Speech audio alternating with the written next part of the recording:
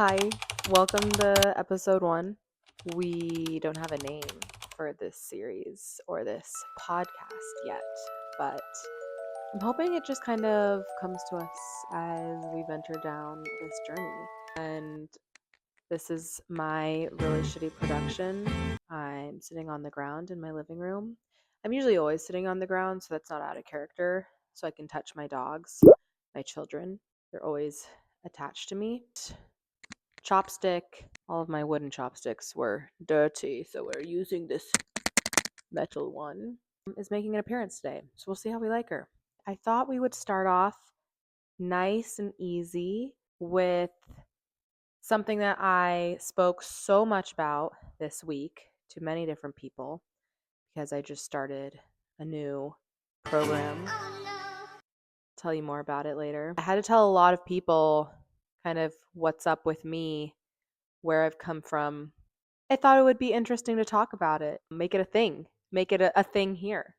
Let's start off nice and easy and jump right into trauma, intergenerational trauma specifically. I think it's fascinating. I think it's fascinating because of how it has manifested in my own psychological and physiological. That's the big kicker. It's really cool to trace back the steps. So I want to set the scene for you. Okay, picture we're going back to the Philippines circa 1940s. My grandfather, we call him Lolo in Tagalog, that means grandfather, Joseph Jacobs. He is the oldest of 12 younger siblings, living right in Manila in Cavite City, the heart and soul of everything going on in the Philippines. He is the provider of the family. During this time, the Philippines really struggled with colonization, as many of our indigenous communities around the world it did. This was Spanish colonization, unlike in the United States where we saw British and French colonization. But side note, the funny thing is my husband is Mexican and indigenous Native American. His tribe is called Cualhilitican, and they're from north of Mexico City. Nuevo Leon is the bigger area, but the actual everything's shaking right now because my dog, she found a toy. Come here. Oh. Oh. There you go.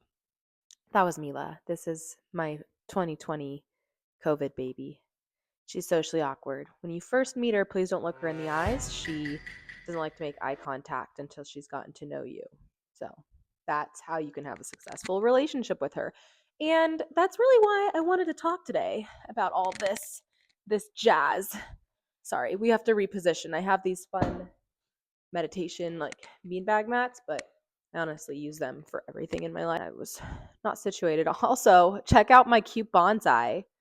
My brother-in-law got that for me for the holidays, and I have so much fun with it. So she's there. Anyways, Japanese invade the Philippines, World War II. My Lolo gets captured, becomes a prisoner of war, gets branded, he's tortured, but all of this is the result of him becoming an American citizen. So the United States granted Filipino citizens who fought against the Axis powers American citizenship. And so Lolo immigrates to Los Angeles. Los Angeles. Mila didn't like that. Or maybe she did because she sure is wagging her tail now. It's because I'm looking at her. Anyways, he meets Linda Lucille Lane Jacobs. They get married, and then they get divorced, and then they get married, and then they get divorced, and they stay divorced. And sometime along that timeline, my mom was born, and my mom was born into a lot of domestic violence in the household. As a World War II veteran who experienced trauma, probably saw some food scarcity as he was being tortured. Yeah, he didn't process any of that. So that all just came right into my mom's childhood home. Lola passed this past year, almost a year ago in February. She passed at 82 years old of dementia. And we had a really beautiful celebration of life in May of 2025 in Newport Beach, California, which Lola spent most of her life in Torrance, so just south of that. We got to have a family reunion with a lot of people that I'd never met before from my mom's side of the family. And so we heard stories. These stories were crazy.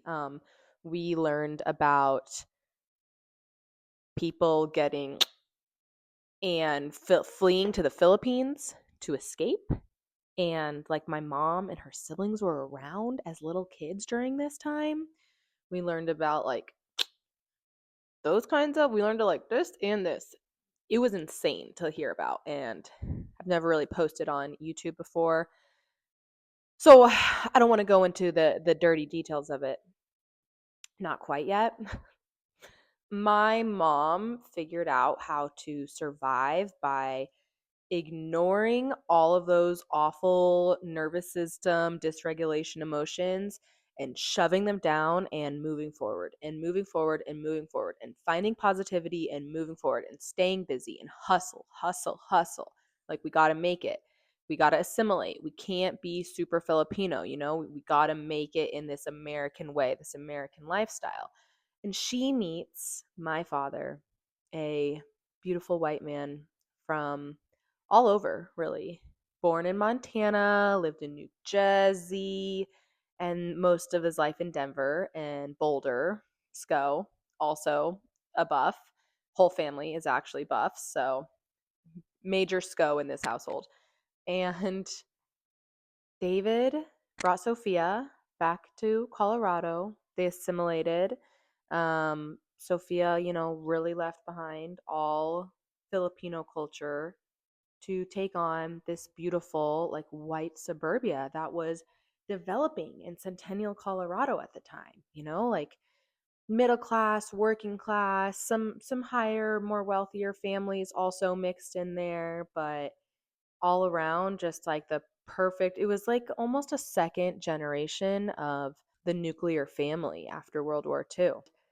Now I'd like to jump into the paternal side. So maternally, we got some PTSD, we got some domestic violence, we got some major unprocessed trauma, and we have poverty coming from a colonized nation and immigrating to the United States. And that's just my maternal paternal side, my maternal side, like my grandma. That's the side of the family I still have to do more about. Like dig into. I don't know when they immigrated to the United States, but I know that the side is like my heavily German side. So imagine this tiny Filipino man and this tall white woman who loves to dye her hair strawberry red. Strawberry blonde is what it's called, which now that I'm saying blonde, I don't quite understand how you can be strawberry blonde. But anyways, Linda grew up in Texas, Oklahoma area is where our ancestors were. But I don't know when they immigrated. I think it's more generations back. So that's the Jacobs and the Lanes. And then on the flip side, we have the Decolatis and the Wagamans slash Skulls. And the Decolatis immigrated to the United States at the turn of the 20th century. Two twin brothers, come across in the boats, pass through Ellis Island, and settle in Pennsylvania and find the Monongahela Valley, a land lush and quite similar to where we're from, which is at the base of the Swiss Alps at the top of northern Italy, in between like Milan and Venice, in this like by this lake area called Brescia. And it's my town is called Lozane, and we stay connected with the Decolatis there, but they're not the Decolatis there. They're actually called the Delicatis. No, Decolatos. Because when we went back through Ellis Island, they changed our last name. They just spelt it wrong. And then the Italian ancestors just kept it going. So that was that. On this side of the family, they're, immigrants, moved right into Pennsylvania, made it off of the steel mines, like full blue collar. If my grandfather didn't get a scholarship to play football at Montana State in the 60s, late 50s, then like there's a high chance we would have never elevated in our social class, because you stayed in the mines, you worked a blue collar job, and literally it's so crazy to like see that the moment Pop took that scholarship and went and got that secondary education, like the trajectory of my family's life just changed so much. And that's Gary. And then we have Amy. Gary and Amy married right after high school, set off on this whirlwind adventure together, and Amy's side of the family immigrated to the United States before the Revolutionary War. So that is my Skull and Wagaman descendants or ancestors. I'm their descendants, and it was really cool. Actually, this past summer we got to go and explore their town in Pennsylvania. I think it's called, oh, it's just south of Pittsburgh and it starts with an I. Irwin. I think it's Irwin.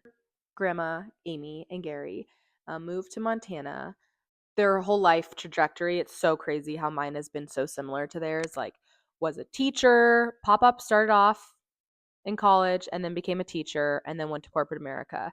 And that's the exact path that I have taken in my life. And during that time, he moved to states every transition. And that's exactly what I've done. He went Montana, New Jersey, Colorado, and I went Hawaii, California, Ohio.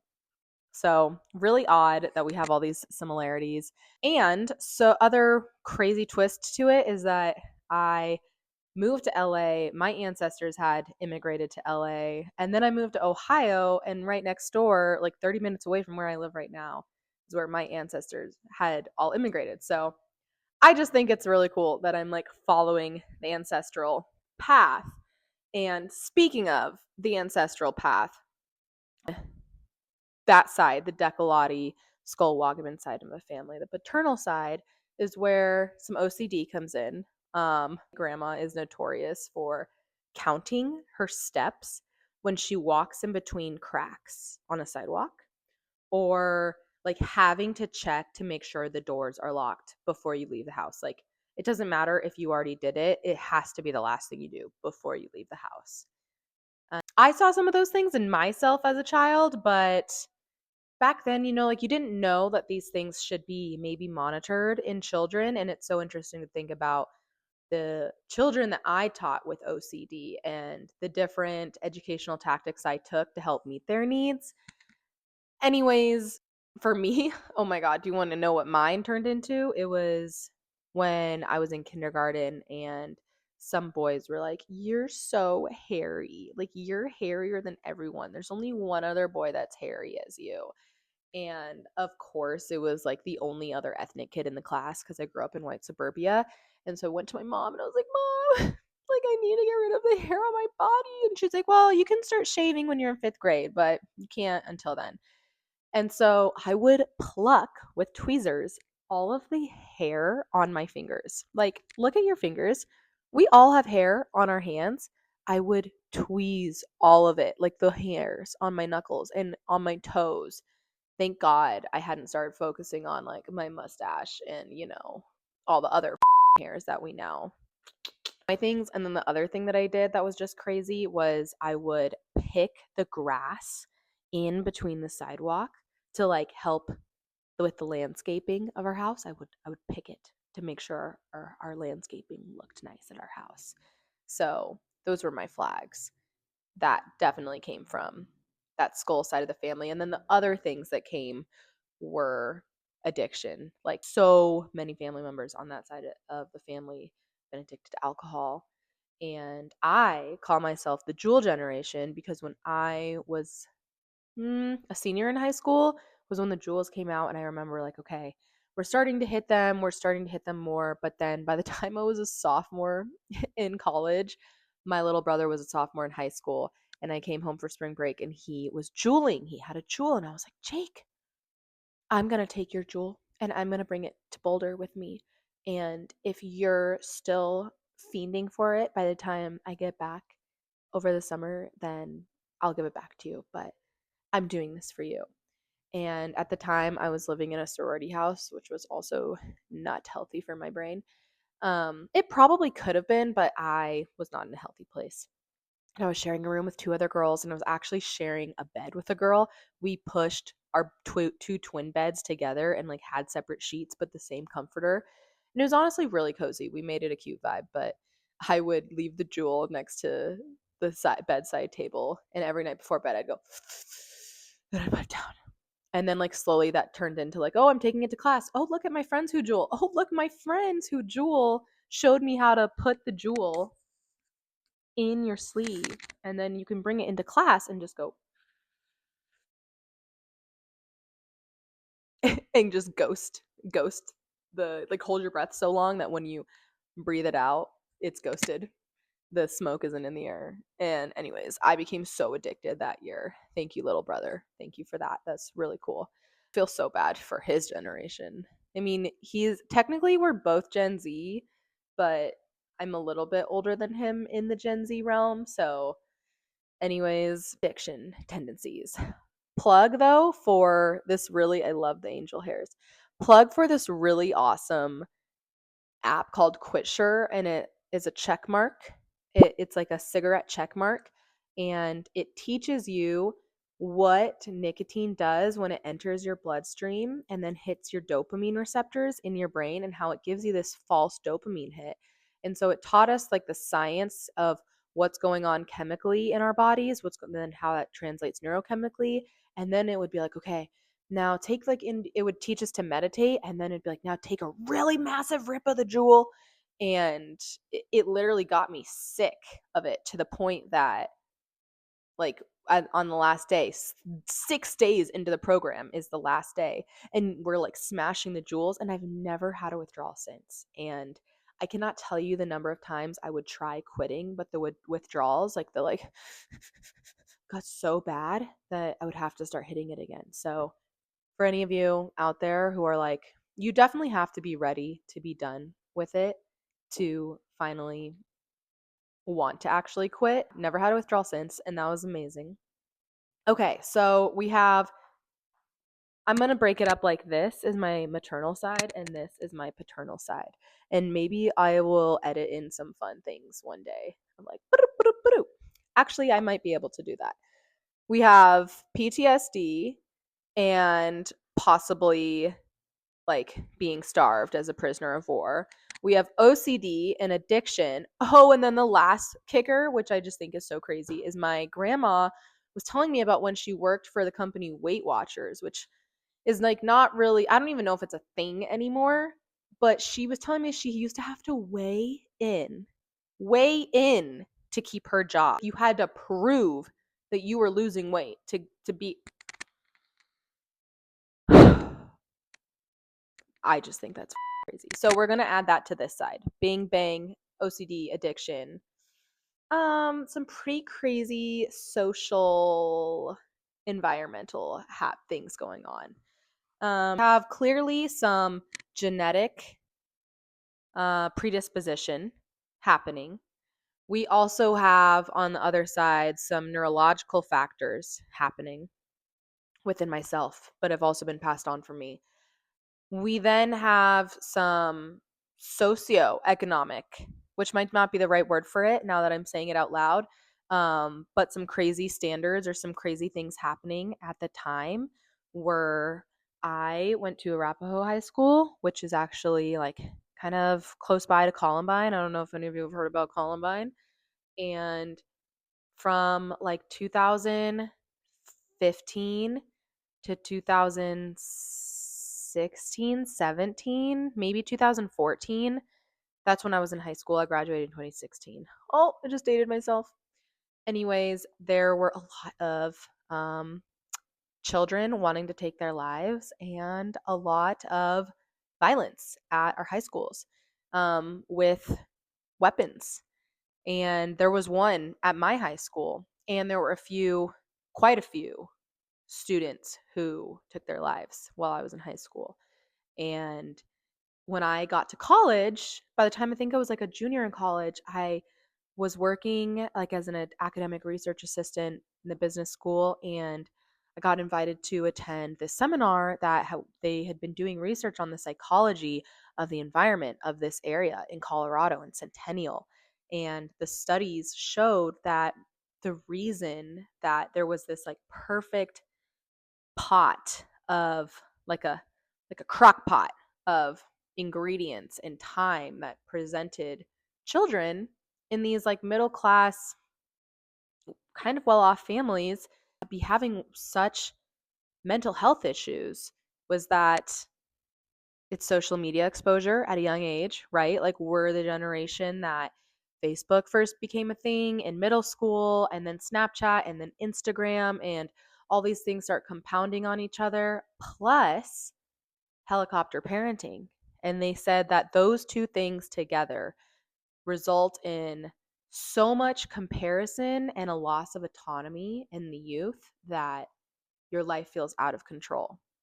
Out of control, which is such a crazy thing to think like, oh man, my life could feel so out of control that I'm going to lash out in this way.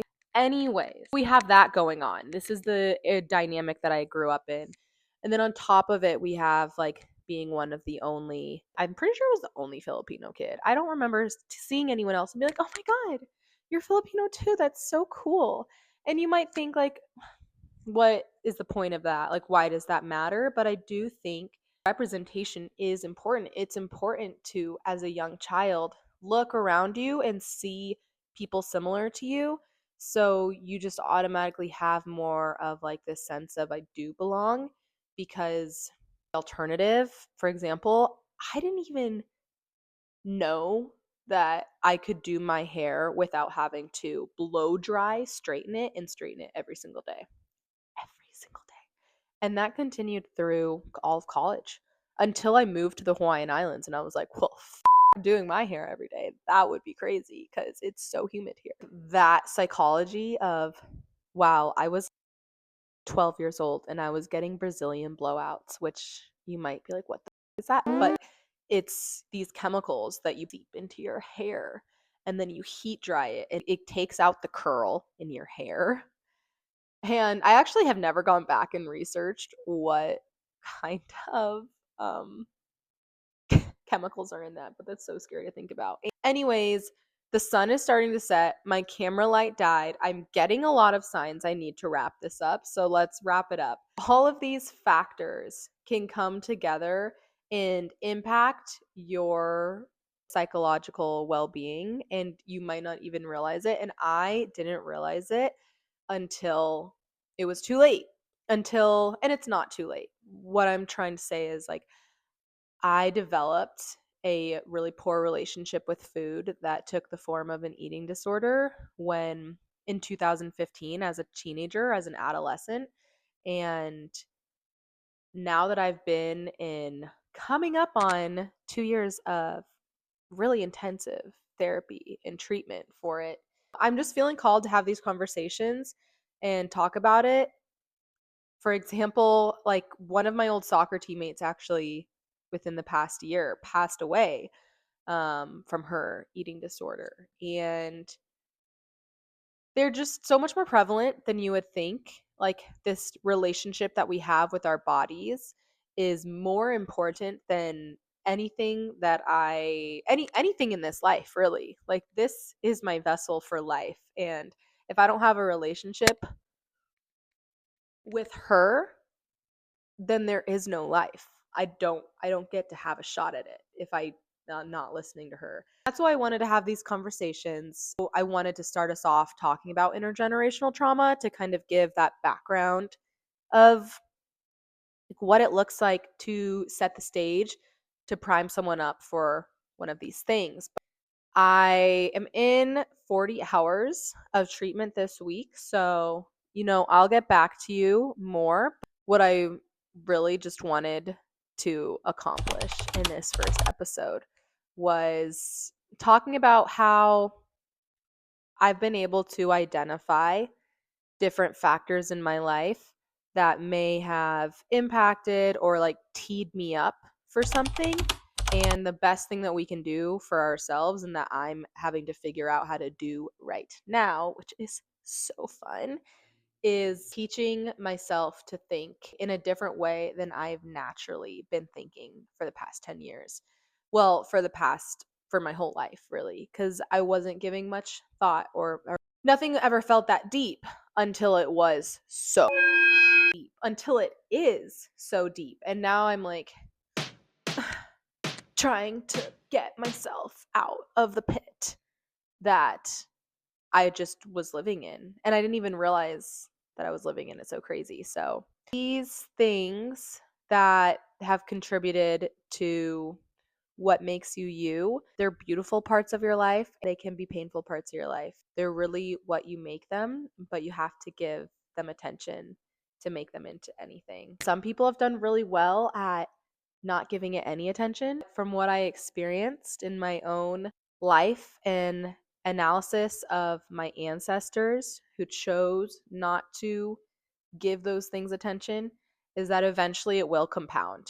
And I'm the lucky winner of my ancestral trauma compounding into what today is known as Ed.